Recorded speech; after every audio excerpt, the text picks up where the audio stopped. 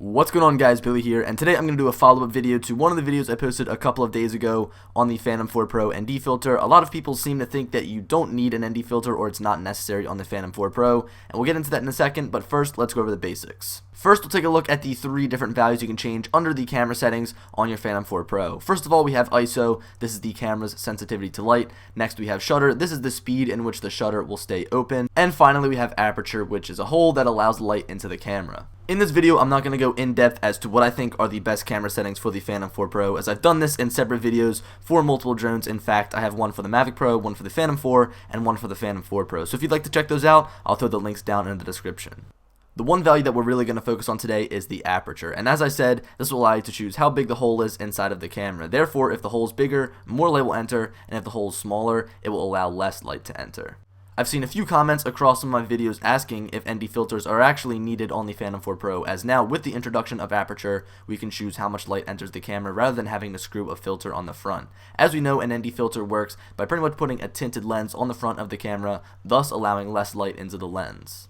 Now let's take a look back at some of the footage I used in my previous video on Phantom 4 Pro ND filters. These are the settings that I used for the stock lens on the Phantom 4 Pro. So first of all, I have an ISO value of 100. I would always recommend using 100 unless you're flying at nighttime, then maybe you can bump it up to around 400. Next, we have the shutter speed. This should be your frame rate times 2, so right now I'm shooting at 60 FPS, therefore I'm using 120. If you're shooting at a frame rate of, let's say, 30, you're going to want to bump that shutter speed down to 60. Finally, the aperture value is at 11, and this is as small as the hole can be inside of the camera. So therefore, we're allowing as little light in as possible, and we still get an exposure value of plus 0.7. So therefore, our shot is too bright. Taking a look back at the footage, I've got to say that it doesn't look terrible, but in my opinion, I think that we can do better when using an ND filter.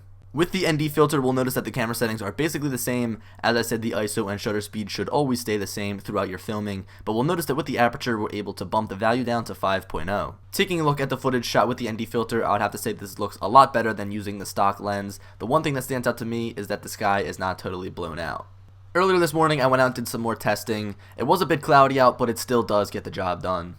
The first thing that I want to show you guys is from the Mavic Pro. So right now I'm using the recommended camera settings, an ISO value of 100 and a shutter speed double my frame rate. So in this case I was shooting at 30 frames per second, and we notice that the footage is totally overexposed. Right now I have an exposure value of plus 2.0. This is something that you would definitely need an ND filter to correct. Right now I'm waiting on the ones to come in from DJI. They should be here any day now, so expect a full video on those. But for right now I just wanted to throw this in to kind of show you guys that when using a camera without aperture control, it really is hard to control the exposure value without an ND filter.